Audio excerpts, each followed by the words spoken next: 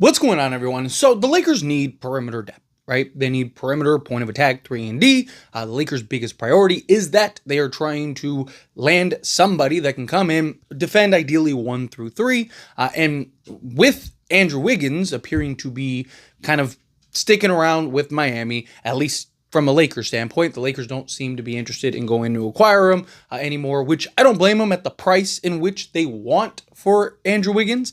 I like Andrew Wiggins. I would love to have Andrew Wiggins. If you had to do like Rui and connect with like a Gabe Vincent, then sure, I would go get an Andrew Wiggins because you clear some salary off your books, right? You clear a roster spot, right? Or technically 2 roster spots because, Rui would basically swap with Andrew Wiggins, plus you get 2 roster spots, and you could bring in, say, an Al Horford and a DeAnthony Melton or something like that. Sure, then it's like you're not just trading to land Andrew Wiggins, you're getting other pieces. Yes, you're moving off of Dalton Connect, but with the Summer League performance and kind of like where does he rank as far as rotation players go and, his lack of defense, like I would be okay with it, right?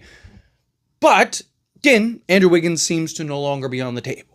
And there's not a ton of names out on the market, right? The names that keep popping up are guys that are like potential buyout guys, Marcus Smart, guys like that. And then the limited trade players are like Matisse Thybulle, which is probably the best option for the Lakers. Now, I would love like an Ayo Dosunmu, Patrick Williams. Right? Like there's other guys that I would love to acquire, but you kind of just look at the picture right now. Right now, I do want to say this doesn't mean that the Lakers won't pull something off that we don't expect. Right? Talked about a few options that I'm like, hey, I would love to see this guy, a Miles Bridges, for example. Right? And to be fair, the Lakers, most of their moves have been kind of those under the radar, like low key, operate in silence. Never let them see your hand type of move. Right? The big flashy move that everyone's talking about usually is not the move that ends up getting done. Now, it's not always the case, right? Dorian Finney-Smith, Lakers were targeting for like a year and a half at the point by the time they actually got him. The Utah Jazz trade was something that was rumored and talked about for like a year. Right? There's been things that have happened, but you look at like Rui, D'Angelo Russell, who, yes, was part of the Utah trade, but it was supposed to be Mike Conley, not D'Lo. That was like surprise move, Rui Hachimura, right? Luka Doncic. Those are moves that really kind of came out of left field.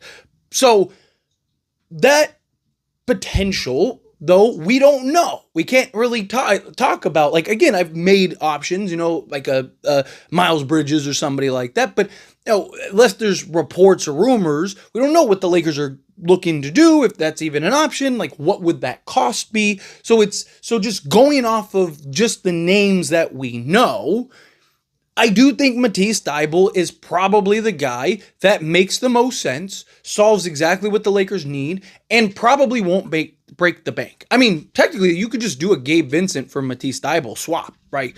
Boom, here's Gabe, we take Matisse, or like a Kleba or something like that, because he's making $11.5 million. Right? Gabe Vincent, they wash, right? Kleba, he's making like $500,000 more than, but you could still wash that out, and then Lakers would still have to do like a salary consolidation trade, which I would like to see the Lakers do, right? But one of the things that I've talked about is I'd like to see the Lakers do that through the thick of an actual trade, right? I don't want the Lakers to just, here's Gabe Vincent, 3 pick swaps in a second for just absorbing his expiring contract. No, I'd rather it be something like, okay, here's Gabe Vincent for Matisse Thybulle, and then here's, Maxi Kleba and Dalton Connect for, one of these other guys, Robert Williams or something, right? Boom, and then you clear some salary, you clear off a couple roster spots, and now everybody wins. Right? Like that's the kind of thing where it's like, hey, you're getting some pieces, getting a young guy, maybe you're throwing in, a second round or a couple pick swaps or something, but you got a player plus opened up 2 roster spots to now where you can bring in 2 more players. Something like that I would like to see the Lakers do. And Blazers could be that team. So Blazers still have 1 open roster spot, so they could take on an extra guy if the deal works. They're not just going to do it out of the kindness of their heart. Right? They're not just going to be like, oh, of course, Lakers will just, no. Like, you have to incentivize them. But, you look at guys like Matisse Thybulle. Can you add him in a package? The other reason why I think Matisse Thybulle is arguably the best option for the Lakers is because he's like, where does he fit in Portland, right? Like where's how many minutes is he going to get? How much opportunity is he going to get? I mean, if you look at this roster and you look at like, okay, where does he fit, right? The guard position, right? You got Sharp, Shadai Sharp, who can slot in. Scoot Henderson can slot in either guard position. You got Drew Holiday, who can slot in either guard position. Damian Lillard, I know, just signed, but he's not going to play this year. He'll play next year. They got Caleb Love, right? Like, they have Banton. They have several guys that can slot in at the 2, right? And then you look at the 3, and it's a lot of the same things. They got, Bryce McGowan's, right? They got Justin Minaya, right? They have Cisco's, right? They have Jeremy Grant, they have Kamara, they have Denny, they have so again, you go down the list and it's like, if they're gonna kind of go the youthful route, not that Matisse Thybulle is old or anything like that, but you kind of look at their roster and it's like Matisse Thybulle and Robert Williams are kind of the 2 guys that they're probably best to get off of.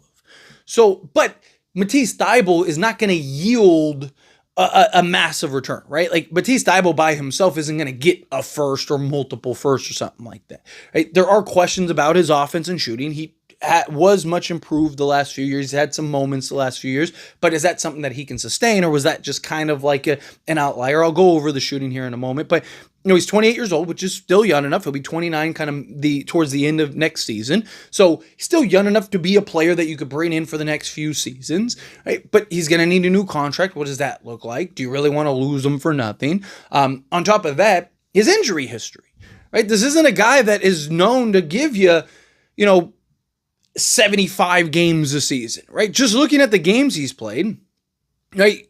Last year he played 15 games, played 65. Okay, right? That's the league standard, right? Okay, then he played 22, or he played, 71 between Philadelphia and Portland. That was when he got traded to Portland. He played 22 with Portland and then 49 with Philadelphia. So 71 games, like, okay, 66, 65, 65, right? So he's playing around league average, right? But again, he's coming off of an injury. Is he going to be able to get back? You see a lot of guys that come in, end up getting hurt, and they're never kind of the same, especially missing as many games as he did. So there are those questions. Again, maybe he gets back to being that. But, 65 games is kind of like the average. It's basically what teams are around.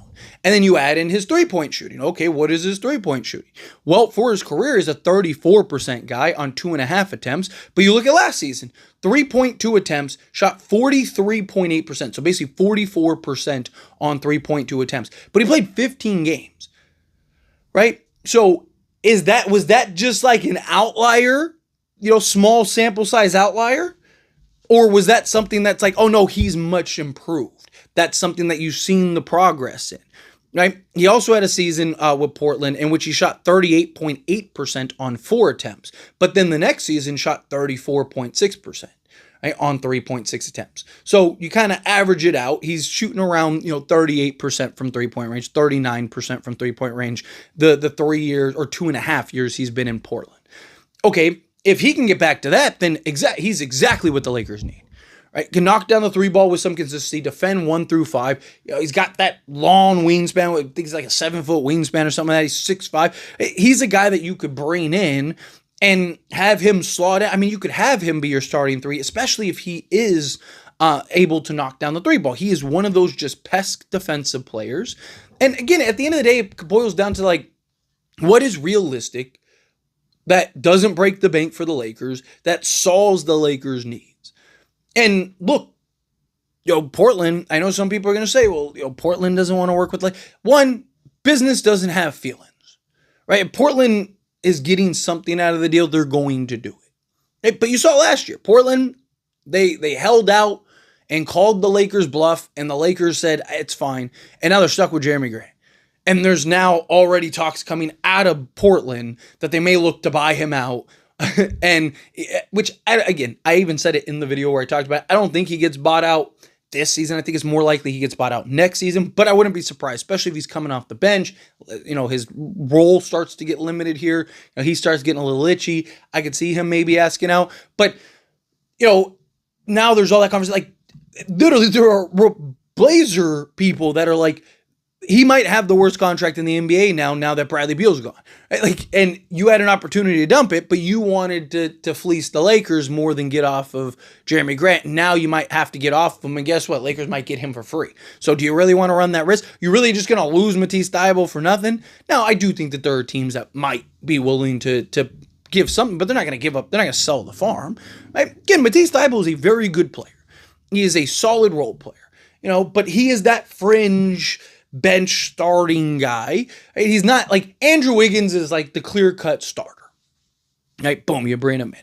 To me, I look at Matisse Thybulle as just because of what we need and how high-end I think the Lakers offense is going to be this year, that I think you probably should start Matisse Thybulle or a Jared Vanderbilt. But I don't like his role. I don't think changes or expands for the Lakers. Right, where Andrew Wiggins, he's a guy that can create, can go get you 20 on it. Like the impact that he can have is, the potential is greater. Where Matisse Thybulle, his impact is really going to be on the defense side of things, and then how well can he improve or continue to improve on his three-point shooting. Now he is slotted alongside Luka and LeBron James, so that's going to help a ton. And when you're slotted alongside two of the greatest playmakers ever, right? Like it's like you're going to get those opportunities to really knock down with some consistency. So if he can kind of, continue to maintain that, I think you get it. Like I said, the Blazers at some point are going to want to get off him because they're not going to want to lose anything. Right? They're not going to or lose him for anything, right? So if you're the Lakers, you just kind of be patient and stay the course. He's cheap enough to where you might be able to get that done. You might be able to come and bring him in. Also, like, what direction is Portland going? Also, what does Matisse Thybulle want? Right? Does he end up becoming a buyout candidate? Right? Do the Lakers end up waiting and kind of be patient on him? Does he kind of get itchy and like, dude, get me out of here, right? Like, if I'm going to be the 12th guy on this team, I'd rather go to a team like the Lakers where I'll be the 7th, or 6th guy at worst, right? Maybe even start and work my way into a starting unit. So just things like that. But anyway, as always, this is a discussion. I pass a question on you. Let me know your thoughts and opinions down in the comments. That being said, if you haven't liked this video, hit that like button. Helps me a lot. So we enjoy these types of videos. Truly appreciate it. Not subscribe channel, hit that subscribe button. Turn on the bell notifications. Appreciate y'all. See you in the next one. Thank you.